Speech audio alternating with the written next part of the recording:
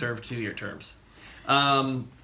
If you go onto the Virginia Public Access Project, you can look up vpap.org. Yes. You can look up which one you can sign up for. VPAP.org. Yes, vpap.org. You can sign up for daily newsletter, which it has everything. It sends you a daily email that has all of the local or Virginia-specific news that's out there. What is it again? vpap.org.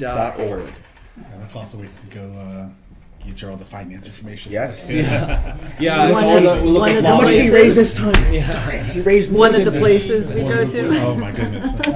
And Open secrets. one of the things they have, it's on there as well, is the fact that they have voting records of current elected officials. Yes. So if you're going to knock on doors and you like where somebody stands on policy, you can pull up a specific voting record that tied it back to the personal, and vice versa. If you're talking about the schools, you can find out if a person voted against a budget item or a particular bill that would help underprivileged areas, or that would help the funding crisis in a lot of schools, or that voted against increases in teacher pay. Those are just a list of those ideas.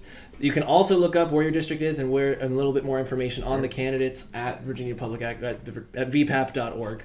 And again, these are all things that are free to use. This is not something you have to pay for. This is not something you have to be an expert to understand. These are written in a way that's very understandable for the average everyday person. Mm-hmm. And so from us as political advocates, how do what we have to understand is that we have to be educational in every time we touch base with folks who aren't necessarily in quote unquote the political bubble, because there's a will for it, there is a demand for it, but getting in the know is not as hard as most people think. And so yeah. So, one of the points I'm sorry. What all you're saying is approach I took to getting the vote for me. Mm-hmm. Okay, I came up short, but Kenny, we tried. Okay, we tried. but the old good college try, right? Here's the thing, and all the candidates in this room know what I'm talking about. It is personal. When you talk to a voter, you are a salesperson in a good way, and the product is you. It's what's in your heart. Mm-hmm. It's what's in your mind. It's the positions you take.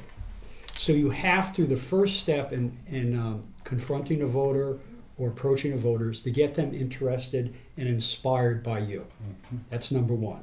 But the second thing, for those who are going to organize these get out the vote efforts, you have to explain to the voter who's interested in you, you have to educate them as to how to vote, where to vote, and when to vote. Yep. Mm-hmm. That's the whole elections.virginia.com.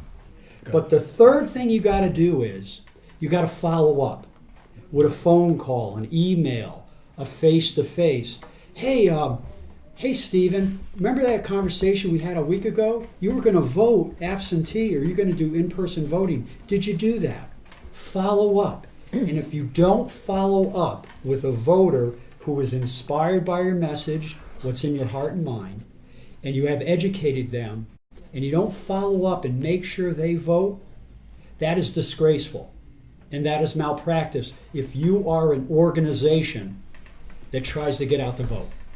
And I'm 61 years old. I know I look like I'm 39. but I've learned that you have to follow up.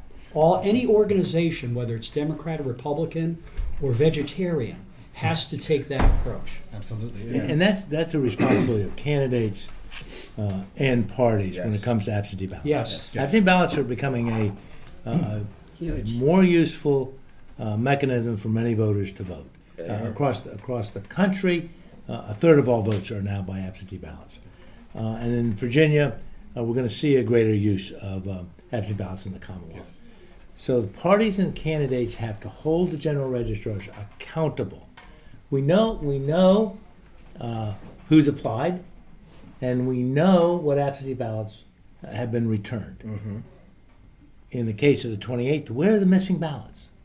We need to ensure that the system is responsible and responsive, and we can do that before Election Day and on election morning, but we can't do it on election night. Right. Correct. And that's why I think it's important for these observing groups and citizens to have kind of a timeline going into election day. So we have an observer here at 5:30 p.m., we need to say, hey, have we gotten all those absentee ballots? Have you checked the mail? Have you got an email notification? Because if you haven't, you really should do that right now because this is a very close election. We need to make sure we got everything in. We need to make sure that our voices are heard. We hear a lot of this buzzword that says integrity of our elections. What does that really mean? That means that our elections are an extension of the people's will. And if that's not being treated appropriately, then I said, yeah, certainly there's a role for the party to play, but there's also a role for indivisible groups, for the League of Women Voters, Exactly. for everyday citizens to call on our leaders and to hold them accountable. And there's we've been discussing activity about how you can do that for the rest of the time. And from the candidate's perspective, and you have volunteers that are out there, what do you think is another role that I guess the volunteers can play, that they can do to kind of make sure that none of this other sketchy stuff is going on? No, and that's a great question, because I know on election day, one thing that I was really surprised by and kind of disheartened by was how many Republicans I saw out there at every single precinct in the struggle on the Democratic side to fill all the shifts. Same over. And that's one of that's one of the Very most much frustrating parts about it. I know it was a terrible weather day, but we started looking at everything that we were doing. We had a whole bunch of people out knocking on doors. It's like, I'd rather y'all be at the precincts, just passing out sample ballots. You actually need both. No, you need both. You need both. You need both, and the problem is, we in the Commonwealth need to make sure that both political parties are fully staffed for an election. It appears that one party is doing a better job than the other. And what's interesting is that surprises me. Because starting in 2001, the party of Governor Warner dominated both the election process, that is at the polls, and the get out the vote thing. We need to go back to the basics. Not only are all elections personal, but we know what to do. Right. What we need to do is to ensure that we do it, and there's a role for everyone. I mean, the absentee ballot problem is one that affects the integrity of the process, and therefore it is fair game for 501c3 citizens groups to be involved. Maybe if the absentee ballots had been counted in a particular race, it would have made a difference. It would have. Right. And if it made a difference, and if other things made a difference, then control of the General Assembly could have made a difference on things that we care about.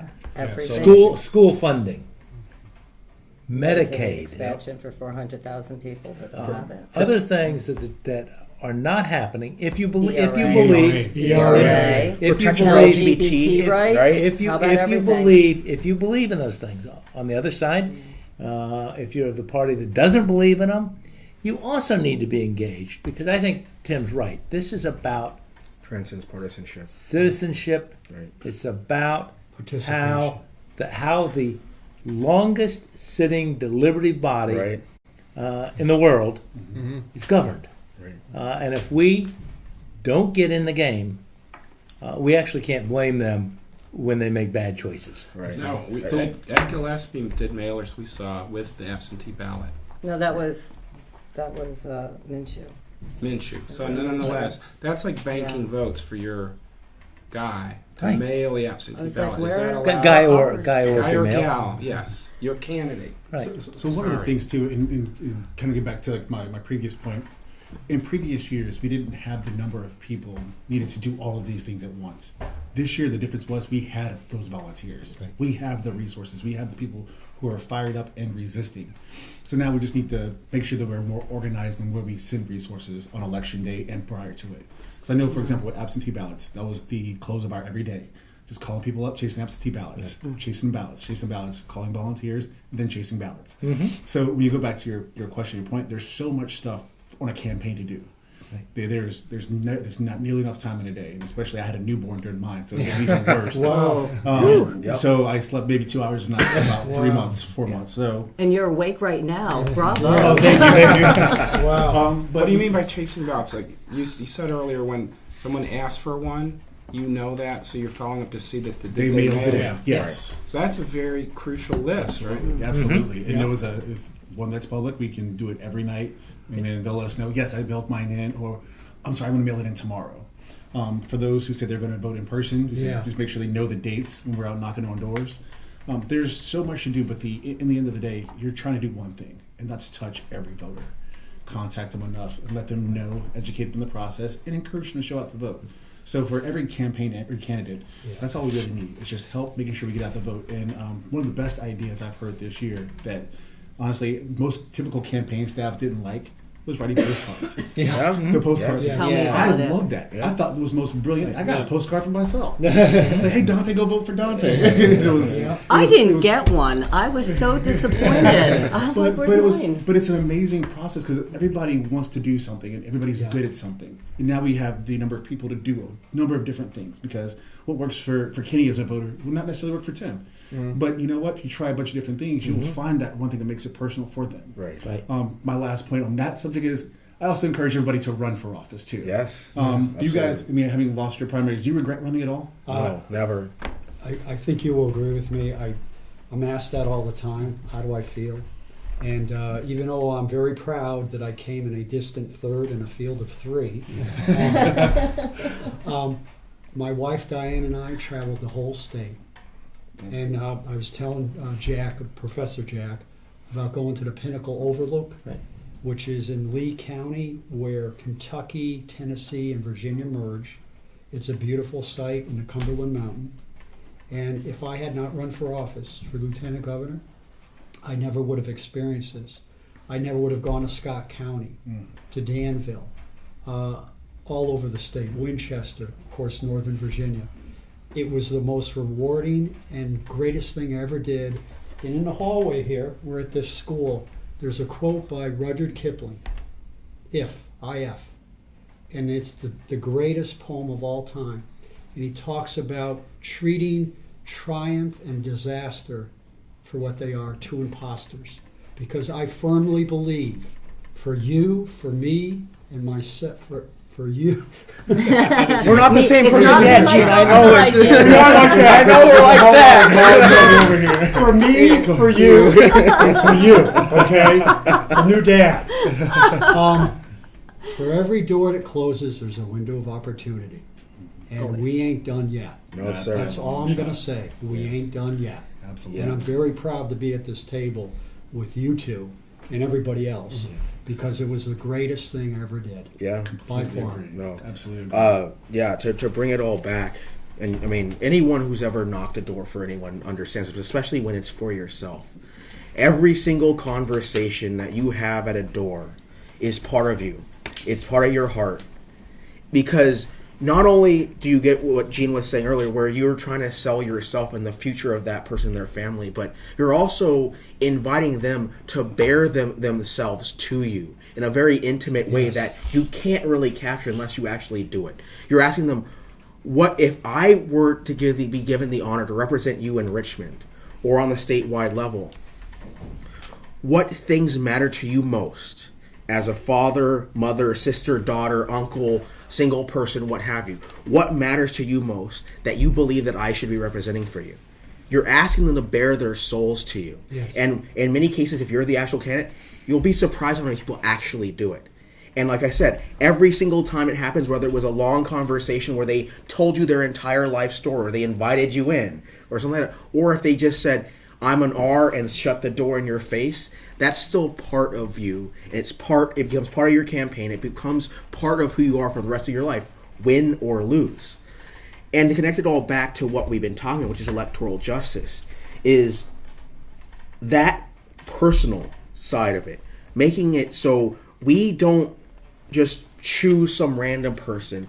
We're not one of those places that it's a monarchy where some king is decided by divine right or bloodline. We choose who represents us. We people to people choose that. And especially in the case like this, we know the history of electoral and voting rights. We know that, I mean, even the women here, Donte and our ancestors fought and died for the right to vote in the 60s. Yeah. Cleo, Women fought in the 20s and 30s, fought and died and bled for the right to vote.